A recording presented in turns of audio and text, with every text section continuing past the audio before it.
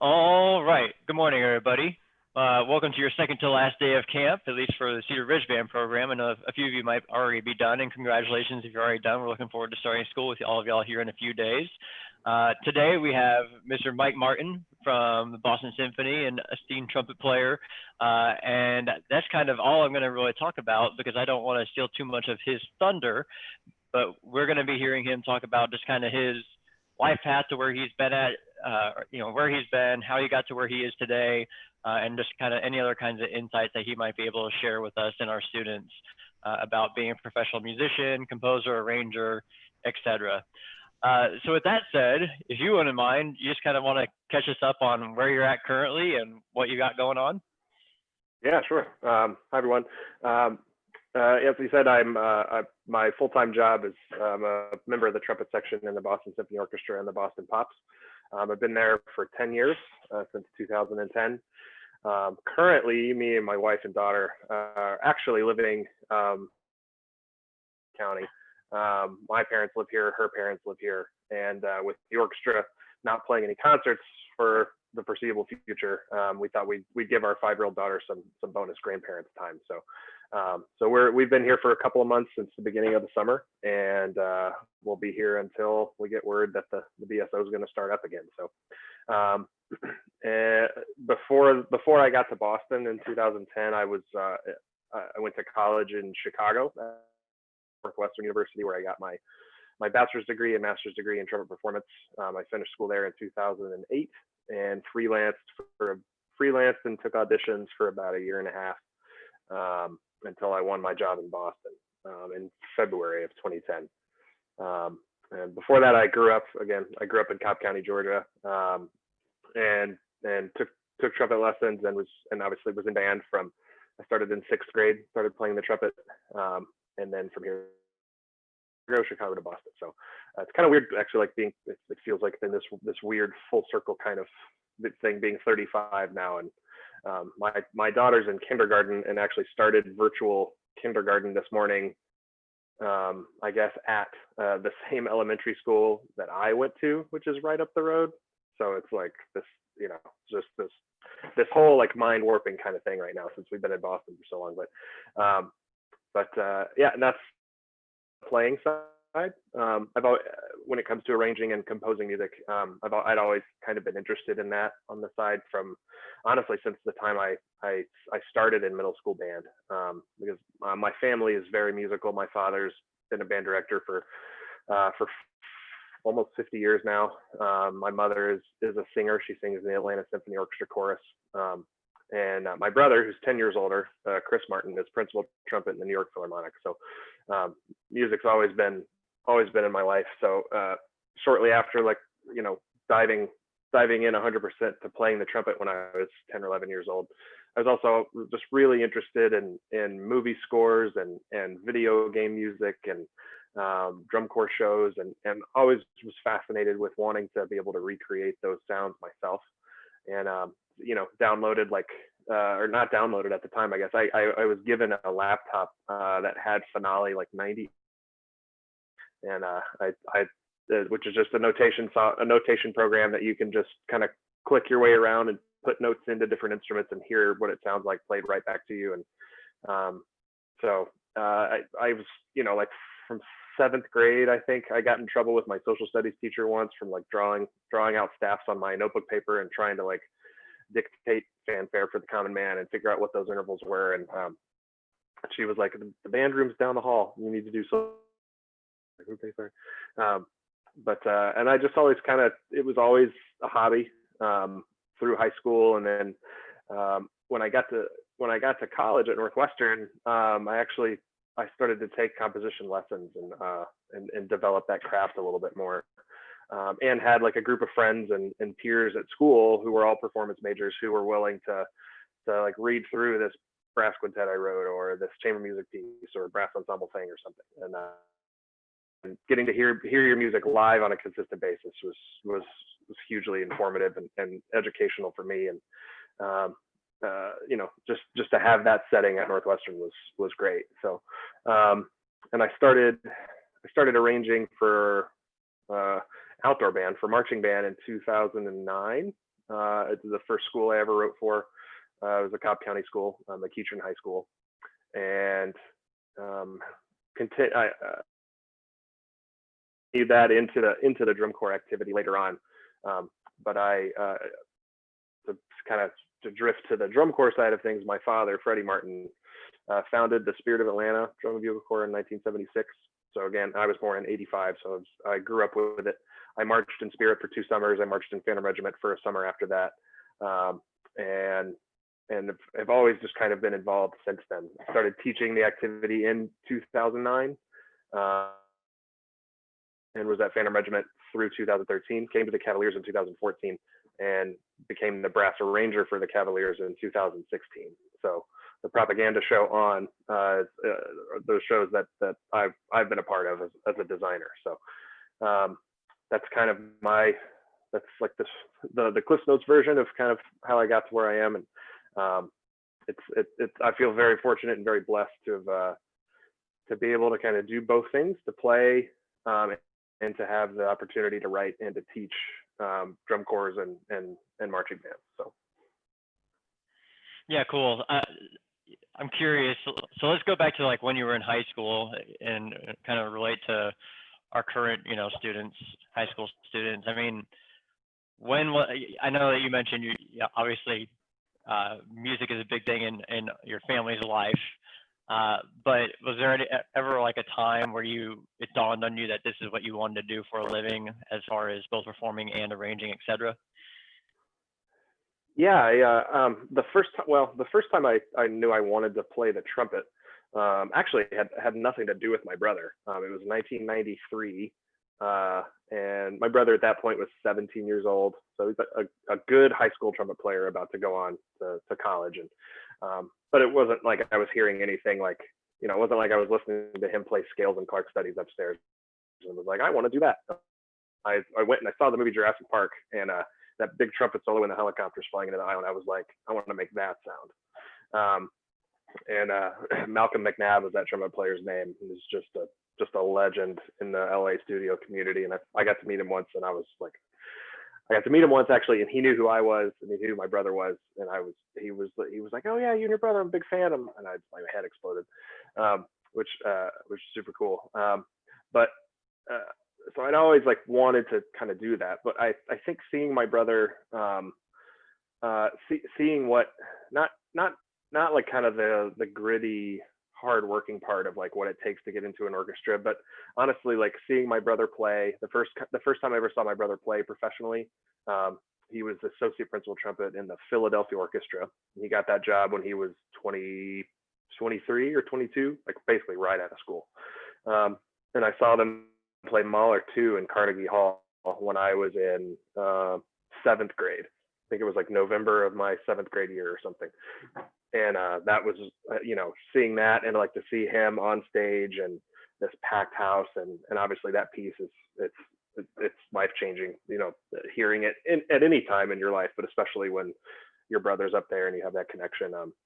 That's when I was like, okay, this is special. This is unique. And then getting to go backstage and like looking at all of these players who were like just the greatest players at their instrument in the world. It felt like being backstage at a rock concert, like people literally like signing autographs in the stage door at Carnegie Hall. Like there's these throngs of people, and I got to like, as like an 11 or 12-year-old, got to like walk around with my brother, like hanging out with all these people and like seeing all of it. And just like the energy and the excitement of the whole backstage thing, and then getting to go to rehearsals and see. I think the thing that really blew my mind was the first time I ever went to. It wasn't in Philly, but my brother became the principal trumpet in the Atlanta Symphony after he was in Philly, and I went to go see a rehearsal once, and they were doing. I think they were doing Strauss. Also Sprague Zarathustra, which is like the opening of that is the opening to 2001: A Space Odyssey, which you recognize. If you don't know it right off the bat, you'd know it if you heard it. And I heard him read through it on a Tuesday first time. They just sat down and played it, and it was like, to my ears, it was perfect already, the first rehearsal. And I think I was a freshman in high school at that point. And that's when I was like, that's like to do something that well the first time. and to be able to, that kind of precision, and also like just the emotion it makes you feel. That's what I knew. That's what I wanted to do. I was also like completely unrelated to music, really into golf at the time. I've been playing golf since I could walk. Like I was 3 or 4. My dad put a golf club in my hand, and was really serious about it. And it was around that time that like my parents were like, okay, you can't really continue to do both if you want to do one or the other. So like pick one. And I kind of put the golf clubs away and went headlong into the trumpet universe after that. So it's kind of a combination of things, like a culmination of that first time going to see Jurassic Park, and then getting to see what my brother did, at the highest level it could be done. When you're fortunate enough to be exposed to that, and have like kind of like a key to the side entrance of the hall to meet all these people and get to know them, and it definitely ends up kind of steering you that way. So Yeah, very cool. I'm curious, you mentioned the arranging and composing that you do.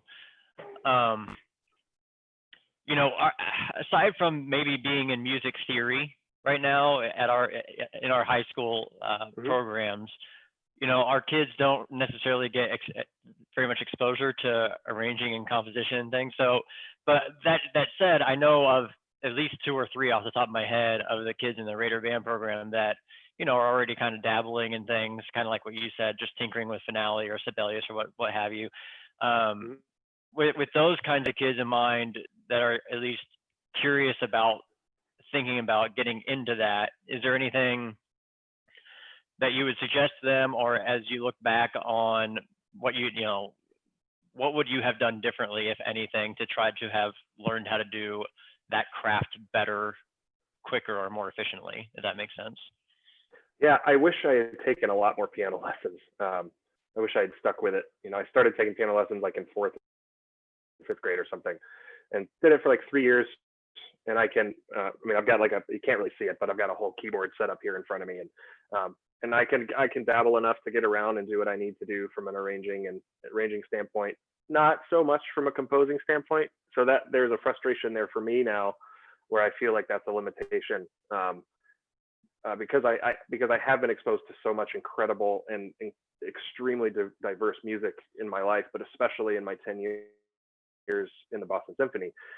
We play Strauss and Mozart and Mahler and Elliott Carter and John Cage and like everything from like just extremely basic, simple, like easy to listen to Mozart 41 to just crazy out there stuff. So I have all those sounds in my head, and I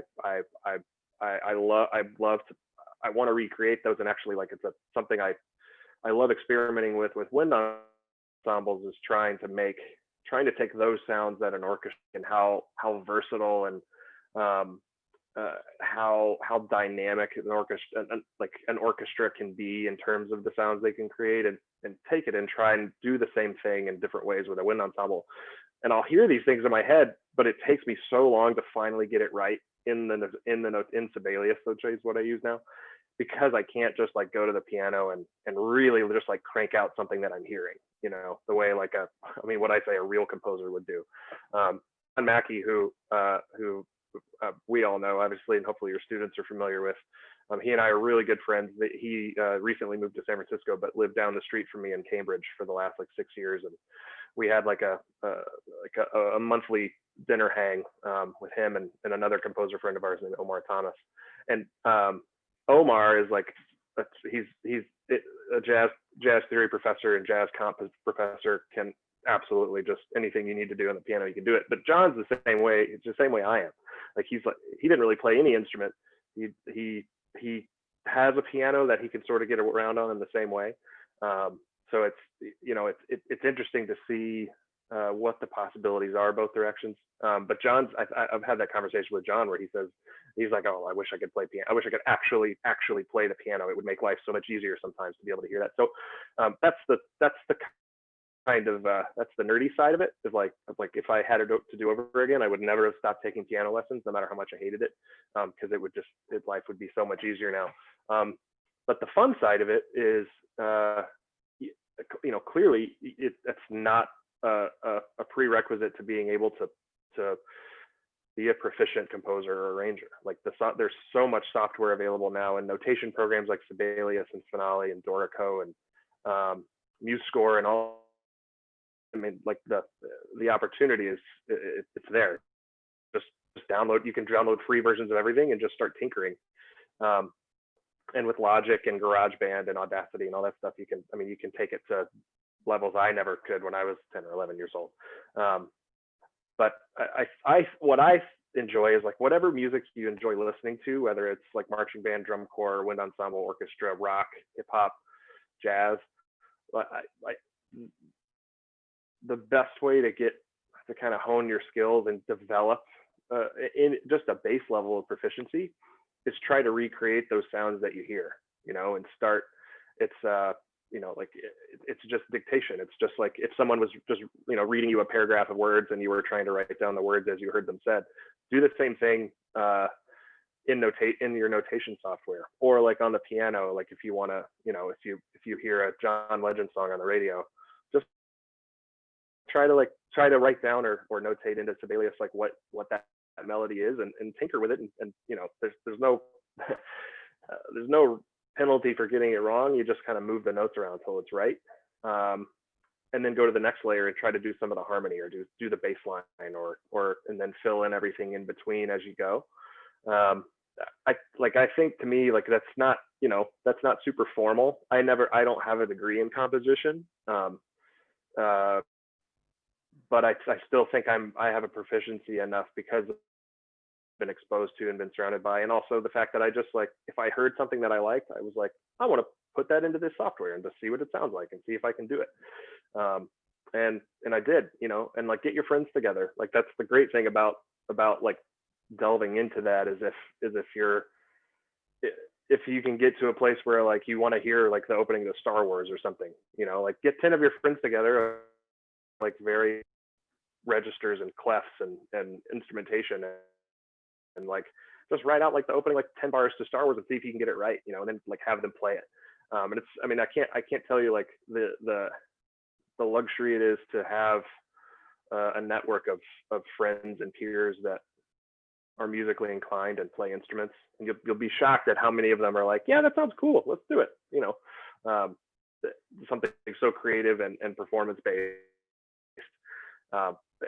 like that, and hearing something that you've done, even if it's not music you've composed, if you're just borrowing it from someone like from John Williams or whoever, something that you reorchestrated or rearranged. The first time I ever heard that, that was like, I put this down, and then to hear live people play it it was as moving as the Mahler 2 experience, seeing my brother play. So yeah, I think if you're at all, this has always been personality with anything that I kind of become interested in, whether it's music or CrossFit or teaching or whatever, is just go for it. Just like dive right in and do it. And especially now when like we're all sort of stuck at home for the most part. Now is such a great time to develop new hobbies, and if you like it, cool, keep going with it. And if you don't, that's fine.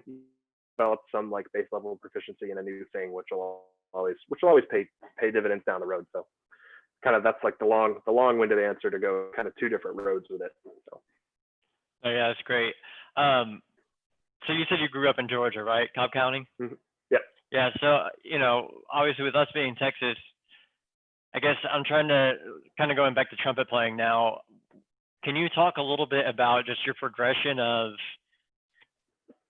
what was practicing like as a high schooler, and what motivated you? Like, obviously we have an all-state process. I assume Georgia has some kind of but what motivated you as a high school student? And as you decided that you wanted to go into college, like how much more did you end up practicing? What did that look like? How were you sure to be efficient with your practice? How did you keep it organized?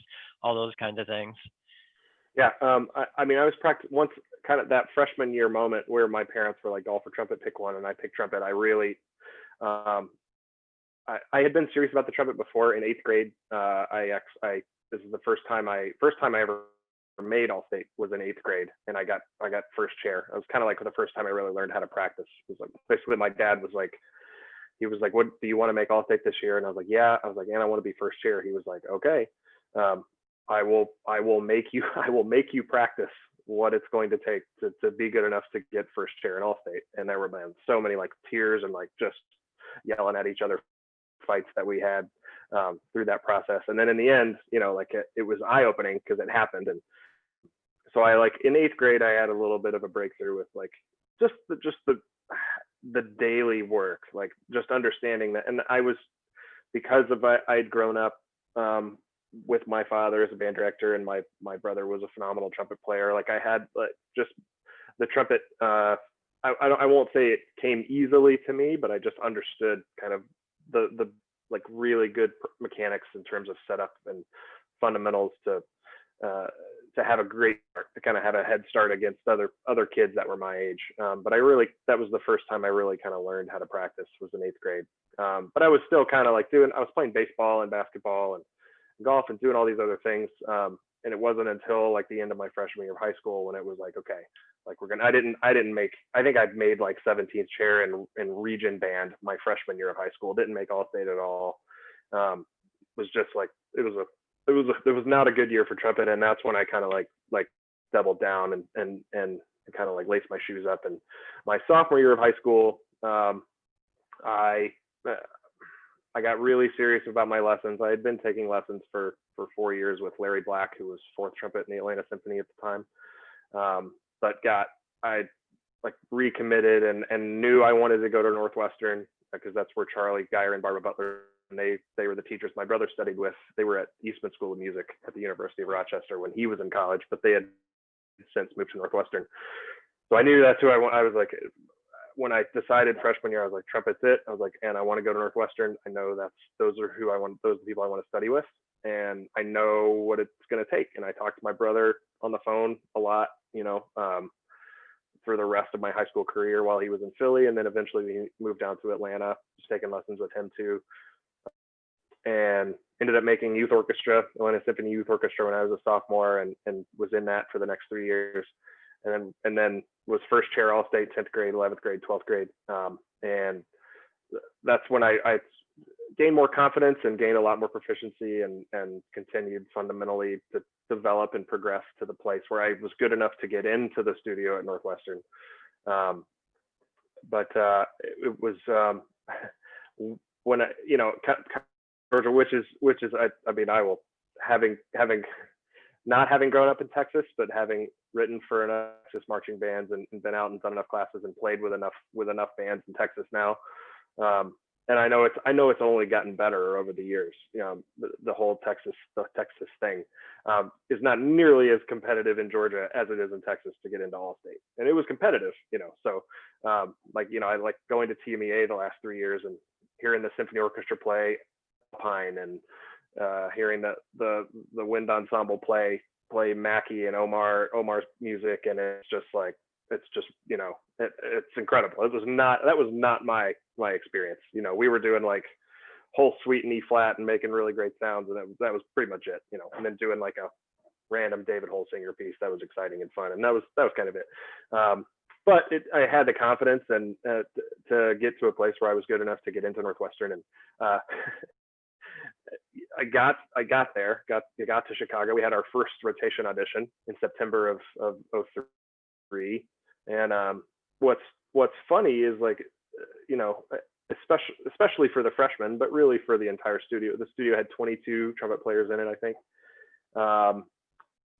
You know, everyone was a big fish when they got there. Like, if you get into that, it's very similar to getting into like a Juilliard or a Curtis or a Colburn or a you know, Indiana or University of Texas.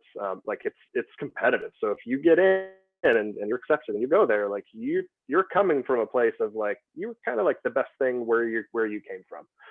And then I got there and I was dead last in the studio after the first audition, and it's just like it's a gut punch, but it's great. It's, you know, it's like, it wasn't like this demoralizing thing. I was like kind of expecting it, but also wanted to go in and be like, I'm you know, I'm not Chris Martin's brother, I'm my own person. I'm going to win this rotation audition. And did not happen. It's just like dead last, you know. And but it's exciting, and it's what was super cool about that, and the whole point of going to university and being in the conservatory atmosphere, if you want to play or if you want to write, is like the cool thing to do is to practice, like it's, so I went from practicing like 2 hours a day, like doing 30 minutes in the morning and then an hour and a half later at night in high school. So like if you weren't doing 3.5 to 4 hours a day in school at Northwestern, like you were getting left in the dust.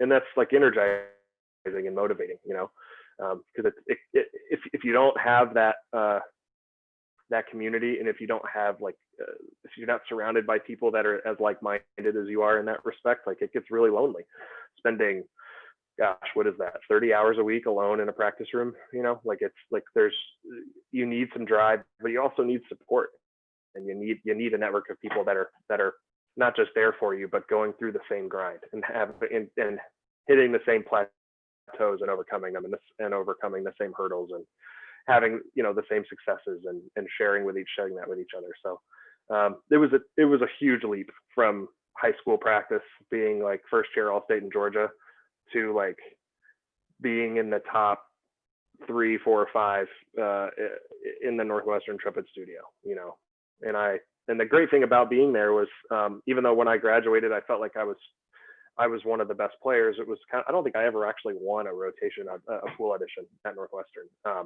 And all like the friends that I went to school with there have jobs in New York Philharmonic, Chicago Symphony, President's Own Marine Band, Los Angeles Philharmonic, St. Louis Symphony, Houston Symphony, Atlanta Symphony, like just all over the place. So like being surrounded by those players, and it being in studio class every week, where we would just once a week, every Wednesday at noon, we would play like an accompaniment with piano or something unaccompanied, and you just listen to like they had 2 studios, so there were 11 players in each studio, and you listen to everyone else play, and you're just, every week is an educational experience from like your roommate, or like someone that you're going to get lunch with in a second, so, or the girl you're dating at the time, but that can be complicated, but no, it was a huge step up, but it was like what makes Charlie and Barbara really special. And if you're a trumpet player who's interested in playing, they're now in Houston. They're at Rice University.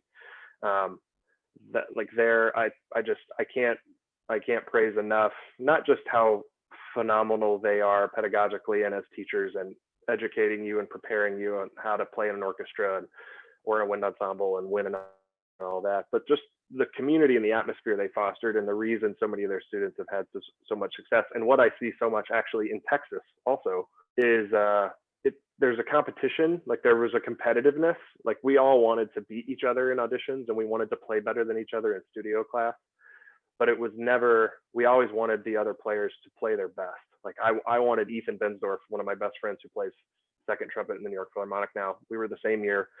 Every time he got up and played, I wanted him to play his best and to sound phenomenal, and then I wanted to get up and play better than him, and it was always that you wanted your friends to succeed, and then you wanted to beat them, and if there are things, and the other thing that we were always taught by Charlie and Barbara was,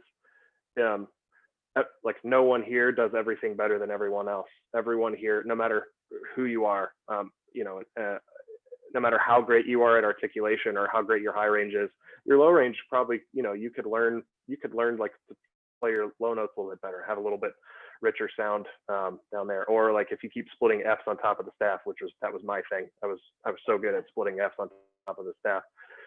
Like you can always learn from somebody else. So like go play duets with them all the time. And Barbara always called it stealing from them. It's like just listen to what they're doing and like lean into that. And Ethan and I did that constantly because his articulation was always just pristine.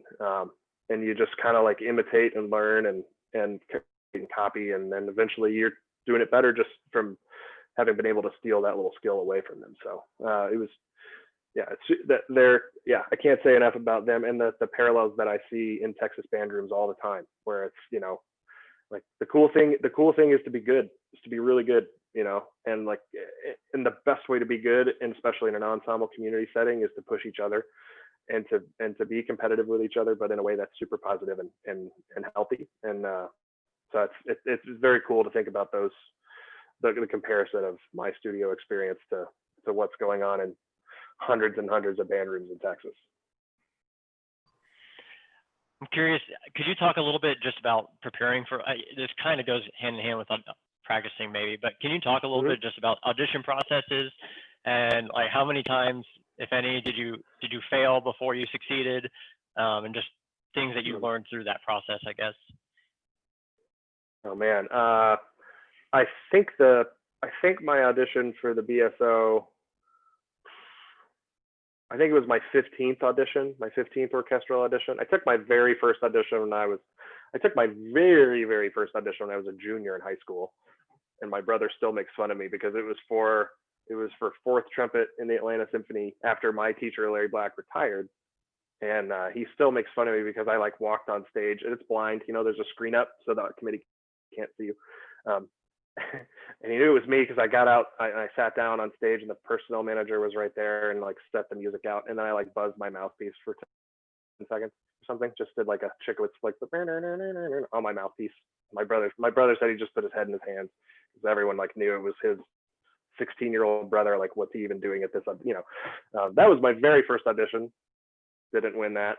And then it was, and from then on, it was 14 more professional auditions before I got to Boston, which I still feel fortunate because I mean, the journey can be a lot longer than that, and I'm so thankful I don't ever have to take an orchestral audition again because there's a reason orchestras in America are so good is the audition process is unforgiving and rigorous and brutal, but prepare an orchestral audition or an audition for the President's Own Marine Band or the Navy Band Pershing Zone or any of the military bands is tough because the nature of the job in orchestra especially is like we don't play all the time.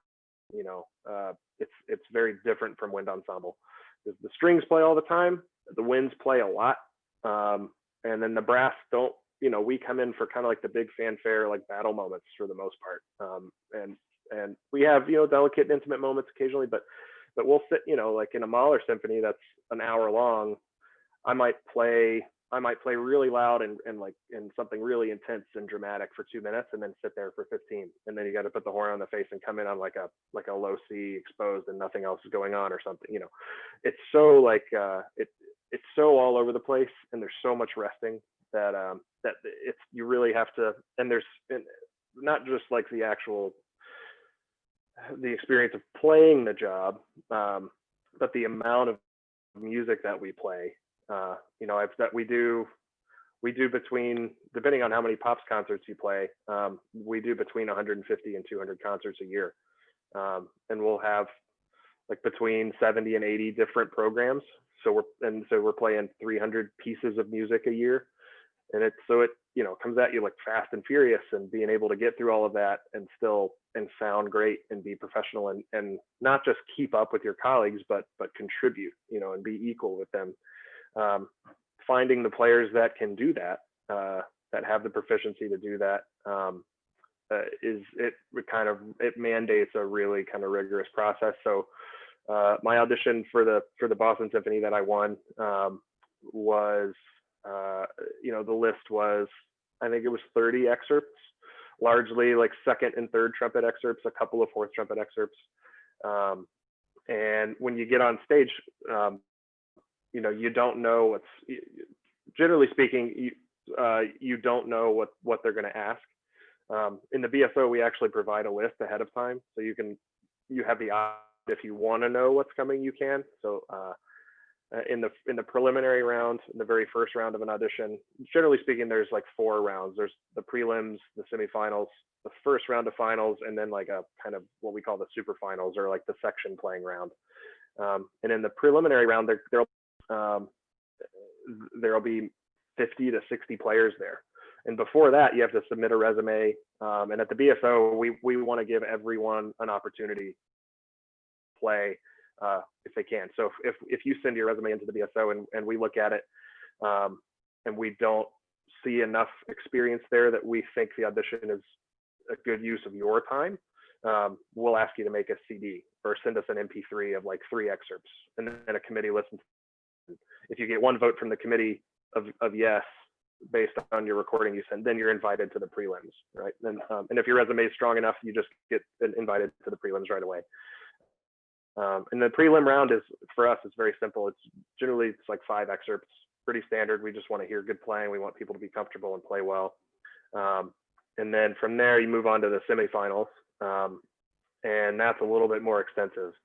And so the audition I won, the semifinal round, was like 8 excerpts, 8 or 9, like a few standards, and then a few like instrument job specific things. So in my case, it was like some low trumpet stuff, some louder low trumpets, really delicate exposed low trumpet stuff. And then the final round for my audition, I intentionally didn't look at the list before I went in. I felt super prepared. I had learned a lot from my 14 previous failures to get to this point. And because it used to be I'd go into an audition and want to see what I had to play so I could practice it kind of last minute, but at that point, that's not a recipe for success, right? So eventually I was prepared enough that I didn't even want to see the list before. I would rather them turn over the music so I could just focus on that one thing and be totally present on that excerpt, play it the best that I could, and then switch gears to whatever the next thing on the stand was. And I'm so glad that was my mentality going into this final round for the Boston audition, because it ended up being 15 excerpts. It was almost like, I think it was 20 minutes of playing by yourself on stage. Still the screen is up, but that's a lot. And the personnel manager he turned over each piece, like, so it was just blank pages, and then he would turn it over. There's the first thing you have to play. And if I had known ahead of, like, before going out there that I had 15 excerpts I had to play, that's like your brain starts doing cartwheels at this point, and it's just like mine does. Like, I have a hard time sitting still, as you can probably tell already. But so that was as close to like a marathon round of an audition as you can get. I mean, if you think about it, like, it doesn't sound like much, 20 minutes of playing, but it's 20 minutes of, like, my life depended on it. I think I had $25 in my bank account when I took that audition. It's like every piece comes up, and it's Strauss, and it's Beethoven, and it's Bach, and it's C trumpet, B flat trumpet, E flat trumpet, piccolo, rotary trumpet, all over the place, and you're just grabbing horns left and right, and it's whatever they tell you to play. And I into that round, and I didn't feel great about that round, actually. I felt like I missed like 5 or 6 notes. In 20 minutes, that's pretty good, but at the same time, like, the people you're going up against are also incredible players. And I honestly didn't think I was going to get to the section round after that. But when I talked to the section afterwards, after the audition was over, they said musically I was so strong and was so convincing in what I was trying to convey, emotionally and intellectually about the pieces, and they could tell, like, I was really well studied and experienced. That outshined the notes that I missed, or the things I cracked. And then from there, after that audition, in the prelims, we had 60 players. In the semifinals, we had 20 players. In the finals, we had 5. And in the super finals, they narrowed it down to 3. And there were 3 of us that played in the section for the rest of the committee. And that's where I feel like the most comfortable. If you put me in a section, like, I feel like I can beat everybody else like 10 times out of 10, because I feel really comfortable playing with other people and being able to switch roles. And yeah, from there they offered me the job, and it was intense. And I remember finishing and, like, walking out of the hall, just being excited to, like, have a job, like, and be able to make a living playing the trumpet, but also just like, I never ever want to do this again. Because it's just, like any job application process, like, it's stressful, but having to, like, that stress and nerves and trying to, like, make a good sound on a piece of metal it's definitely it's a journey that I'm glad I don't have to traverse ever again. So when you are, like, putting so much effort and energy into these things for long periods of time, and now also when you have a lot of irons in the fire with arranging, composing, playing, how do you deal with burnout, and how do you keep pushing through? This is a great question, and I've been asked this a lot in doing Zoom sessions with groups and lessons and teaching. I taught last year. I was a visiting professor at the University of Texas at Austin, and we hook them. We the semester ended at like second week of March, and all my lessons I taught from Boston for the rest of the semester on Zoom, and so like this like total absolutely is like one of the most relevant and pressing issues that we have right now for everybody, whether you're no matter what your profession, but especially in music, when we derive so much of our inspiration and creative and productive energy from being with each other and playing music together, because that's what by and large music is what makes it so special. Being able to focus on the progress that you're making being the goal, and it not being about some tangible milestone that oftentimes is, like, in the grand scheme of things, is arbitrary anyway.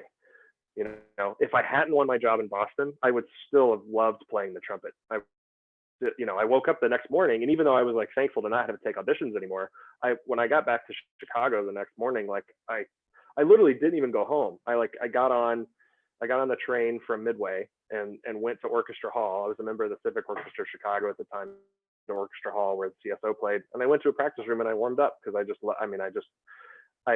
I love playing, and I love the idea that I have an opportunity to do something professionally where I can notice when I'm getting better every day. Like, this morning when I warmed up, it felt better than when I put the horn away last night. And that's like, you can't recreate that really in a lot of professions, unless it's like kind of like competitive athletics, something that's like product based, if you're a chef or if you're an artist. And I think we're so fortunate to have that. And it comes to burnout, the moments in my life where I've come close and been like, I don't know if this is for me anymore.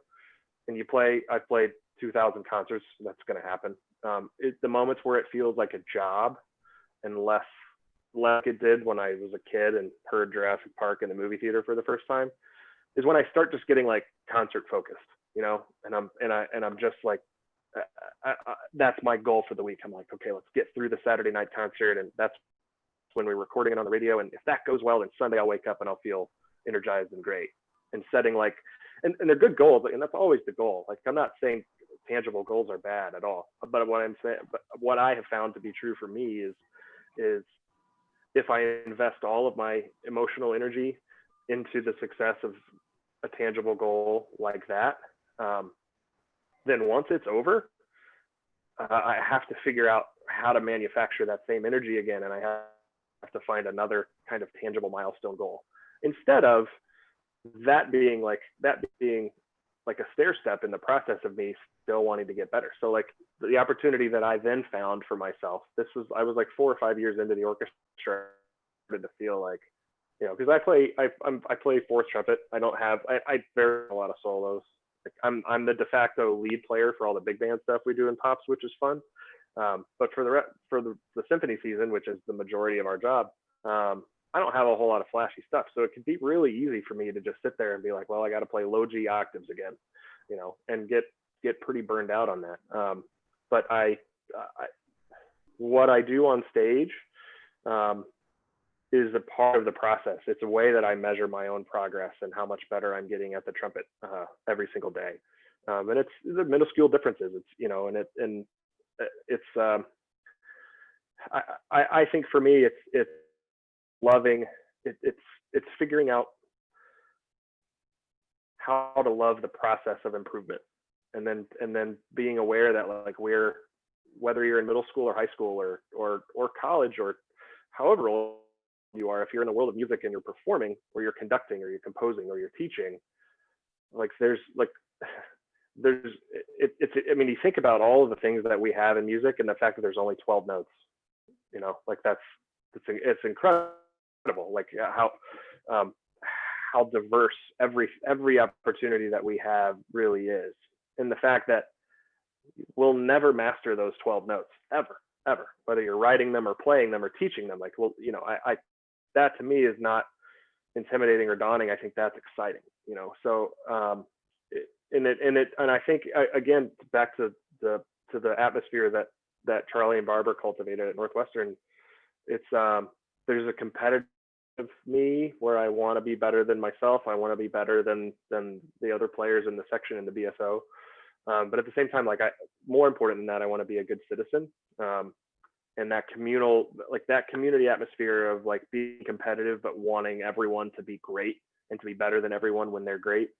That to me makes makes the milestones, like it brings them closer together, right? And makes them, number one, more achievable. But also when you do that, when you connect a whole lot of different dots together, like you get kind of a much clearer trajectory, a much clearer picture of what your path actually is, of what the roadmap kind of looks like, instead of just like this concert, that concert. Because then it's like, I could play great, but the strings could have had a really bad night. And we come off stage and go to the locker room, and I'm like, man, that was awesome. And the strings are like, oh, it was awful. This conductor's terrible. And it's like, well, I guess I shouldn't have invested all of my happiness in that concert being great. You know, things that are outside of your control. I think that's what leads to burnout. If you find a way to wake up every day hungry to do whatever it is that you're doing better than you did it the day before, by your own standards, not by someone else's. I think maybe that's the simplest answer is to avoid burnout. I think if you are actively inspiring yourself each day, that sounds cheesy, but it's a legitimate thing. Like if you wake up every morning and you're like, nope, I'm gonna do this better today. I'm gonna try this harder today. I'm gonna try doing this thing a different way today. I'm gonna try not buzzing in my warm up this morning, and let's see what happens. I'm gonna try just playing an excerpt fresh, like without even warming up, getting out of bed. Let's see how great I can be. Again, like it's only 12 notes, but there's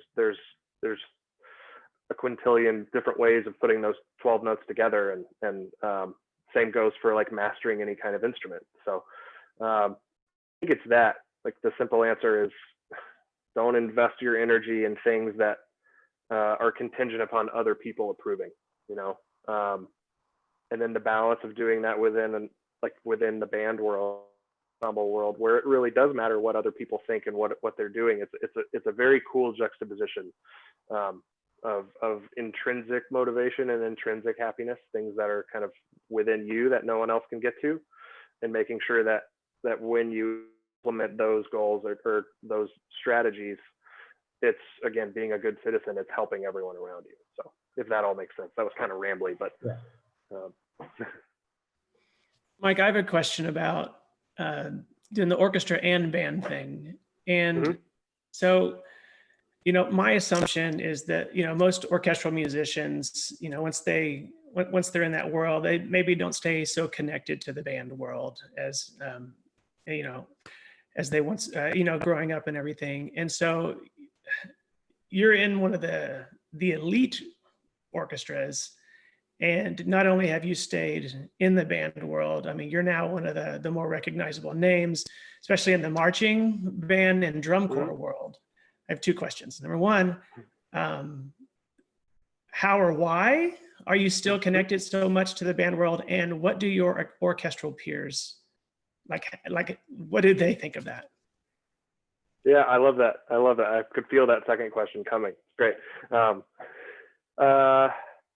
Let's answer them in order. The reason I stayed connected to the band world, and I actually had kind of a hard time articulating this when I first got into the orchestra for myself, other than I knew I loved it. And I was like, well, I'm a band nerd. Of course I love it. I'm just going to stick with it.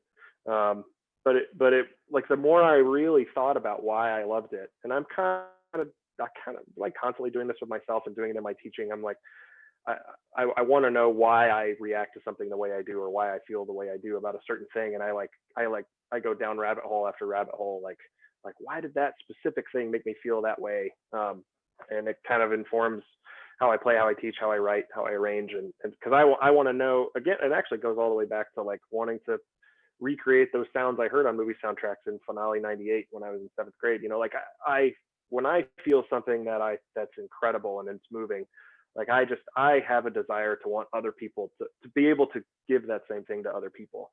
And I think the reason I stayed so involved in corps and continued that because I stayed involved teaching drum corps, and then I kind of got into marching band, is that like there's something, there's, you know, playing an incredible concert with the BSO is great and it's special, and playing a really great wind ensemble or concert band concert is really special, and there's definitely a palpable energy and connection you have to other people when that happens. But there's the drum corps thing, like pageantry arts in general, winter guard, indoor drumline, the physicality involved, whether you're marching or in the front ensemble or conducting, the physicality involved and the challenge involved in having an ensemble visually and musically like line up and deliver something in a way that the audience, number one, understands, and number two, enjoys. Like that kind of performance experience, I don't think people really understand how rare it is. And it's the reason why as difficult and honestly, you know, like kind of counterintuitive to happiness that drum corps is, you know, sleeping on a gym floor for 85 days and rehearsing 10 hours a day in the heat and all that. And it's like, sounds like the work, and you pay to do that, you know, it's like, but the reason, you know, the money thing, I could spend a whole another hour talking about too, because of just the amazing investment that it is in your future. But the reason it has sustained and will continue to, even through this unprecedented pandemic, like drum corps is still going to be here. It might look a little different for the next year or two, but it'll get back to what it was. But like those performance opportunities, like when I marched, like what crawled inside of me and stayed there when I marched, those were incredible horn lines and musically and visually like great ensembles. That was 15 years ago. And now it's like, I mean, these are like, you look at what drum corps and bands are not just doing, not just playing, but what they're wearing and the sets and the props. And it's professional, you know, like but at the same time, there's that physical like dynamic. It's like going to Cirque du Soleil. It's like going to a ballet. It absolutely, to me, is the same. You know, is it as you know, it's not as stiff, like, you know, it's not as top button as like going to the ballet or going to an opera, but it's the same energy. It's the same emotional connection. So I think that's what kept me involved. And I know there's a gap between, which is getting smaller every day, thankfully, but you know, there's always kind of been a gap between like the professional performance world and drum corps and marching band, and that the two were kind of separate from each other. You know, like if you were in marching band or drum corps, you just learned how to play loud and developed really bad habits, and you were taught really poor pedagogy, if you were taught at all, you know. And that's like, I mean, that hasn't been true for 30 years, but it's certainly not true. You know, you just, I mean, listen to, and I mean, it's not just Carolina Crown, you know, it's not just Hebron or Marcus or Broken Arrow. It's, you go to any regional in the country, any BOA regional in the country, and you'll hear 6, 10, 15 bands that are absolutely incredible, in tune, beautiful sound, loud, soft, and it's all on the move, and it's in this, like, it's all within this concept that actually means something to the audience or that they can relate to. And that to me is something, honestly, I mean, like, I'll be honest and say you don't really get that from an orchestra concert. You get you get proficiency and precision and you get emotional things from an orchestra concert. But we're not moving, we're just sitting there. You know, it's 2 hours of you looking at us, and we have to move you and compel you through what you hear. And or how, you know, or how dynamic and gestural the conductor is. But that's what's kept me involved. And I think with orchestra players, we are so, you know, I think I calculated it once. I think I've spent like over 10,000. I spent like over 10,000 hours alone in a practice room before I got my job in the BSO. That's what they say it is. You know, is that what it is? I actually calculated it because I kept practice journals religiously, and like 10,000 hours to master something or whatever. And I was like, well, I did that.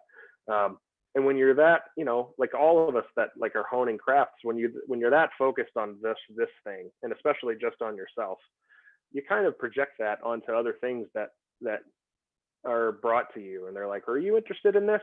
And you're like, that doesn't really fit this thing that I spent so many hours doing, so I'm not really into it. But my goal is always tried to be, and I like to get to your second question. Like I am showing people videos of stuff all the time in the BSO now, like for the last few years, you know, like whether it's a crown triple tonguing video or something from Grand Nationals, you know, with incredible costuming, incredible playing and all of that. And because the proficiency is so high from a playing standpoint nowadays,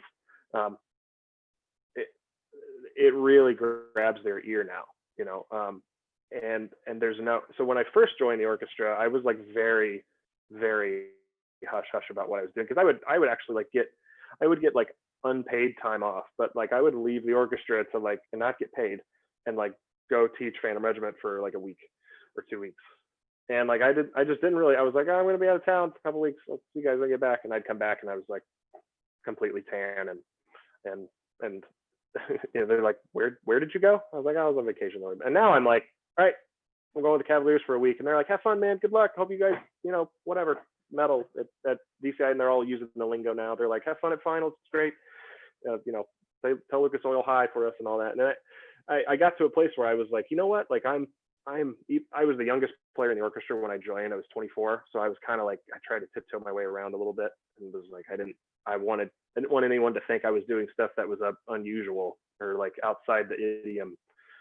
And now I'm like, you know, as of like 5 years ago, I was like, you know what, I am in the BSO. Like, I am not begging to walk on stage with these people. I'm walking on stage with these people, and I'm on that CD that won a Grammy, you know, and I'm on that radio broadcast, and I'm on the screens at Tanglewood and all that stuff. So I have as valid a voice in this discussion as anyone else. And you know, like some of my colleagues are woodworkers or into cars or are cyclists or marathon runners or whatever. And my thing is drum corps. Like, and I tell them, I'm like, check this out. This is my, you know, this Cavaliers, listen to this thing we did last week. And they're like, that's awesome. That's incredible. You know, and so I kind of got out of my own shell a little bit. And then because the level is what it is now, it's so easy. And you know, there's so many YouTube clips of everything now. I can just like, I love just like, and they'll ask me now, they'll be like, how was DCI last week if we're at Tanglewood or something? And they'll be like, yeah, any videos? And I'll show them. And they love it. And so like, it's gotten to the point where like, I have friends in New York and Chicago and in the Boston Symphony and Philadelphia Orchestra that are, that like come to camps, like come to Cavaliers camps, and they give master classes. They like fly in early on Sunday morning. They teach for 3 hours. They work with the students. Like they do the same thing. They listen to us play show music and give us feedback. And you know, like the kids are just like this, but they're too. They're just like, they're like, this is incredible. The level, they were like, I expected one thing, but it's so much better than what I ever thought it possibly could be. So, you know, I think think if I had a bully pulpit for long enough, I would say like if you're a private lesson teacher or a band director, and you honestly think that like outdoor brass playing, like pageantry arts, DCI, marching band, is bad for your students, I would challenge you to either get them to a program that isn't doing those things that you think are bad, or just like go to a rehearsal and listen to it, because there are all of these players who, by any objective measure, have made it and are great and are playing in the world's elite orchestras that are seeing what's going on in around the country at the BOA level, at the WGI level, at the drum corps level, and are just blown away. You know, so I think there's a real, and here's the other thing I will say from a brass perspective. Last thing on this, from a brass perspective, we play really loud in the BSO, like really loud, and it's with a great sound, and it never sounds out of control, and it's very refined, but it's moving. I mean, that's why people that's why you're going to have more people show up to a Mahler 2 concert than Beethoven 1, because Mahler 2 gets really loud and it's moving. You know, it's just like a violent and emotional film is going to move you more than like a Charlie Chaplin thing from the 20s. You know, there's a visceralness to that, and I didn't learn how to play that loud in like a really refined concert band. you know, like I learned how to play really well in a refined concert band, but I learned how to play like that loud and not stridently or super bright by playing in JD Shaw's horn line or in my dad's horn line Spirit. You know, like like that's where, and there's a strength that's required to be able to play every range of the instrument, every color that your instrument can make. You have to have a strength to do that. And if you don't ever explore that top end dynamic, you're never going to have all the strength that you might and all the finesse and control that you need to explore the incredible range of every brass instrument or every woodwind instrument. So that's kind of like the long spiel on that. You could open Pandora's box with me when it comes to like the connections between professional playing and marching band BCI and all of that. So yeah, I love them both. I think they're both great, and I wish we could get the two roads to intersect a whole lot more than we do. Thank you. John, I have one quick question before we go. And so Mike, do you have any tips on the horse whinny in sleigh ride? So I actually, my horns are upstairs, but I put so like the second valve is down halfway, the third valve is down like almost all the way, and the first valve is just down a little bit. So it's kind of like a stair step. So it looks kind of like that. And then you just press really hard and play as loud as you can. That makes sense. Yeah. Which is bad, but that's kind of my advice for a lot of different stuff is press really hard and play as loud as you can, but not really. But no, it's the stair step. Try the stair step thing. I don't know why it works, but that's what all four of us in the section always do and always wear a horse mask. If you wear a horse mask, then everything's fine. That was a perfect question to end with, Jason. Thanks. No, Mike, thank you so much for joining us today. It's been really insightful and interesting. Yeah, thank you for having me. It's an honor to see all of you guys again, and a real pleasure to be here. Yeah. Let me finish the live stream.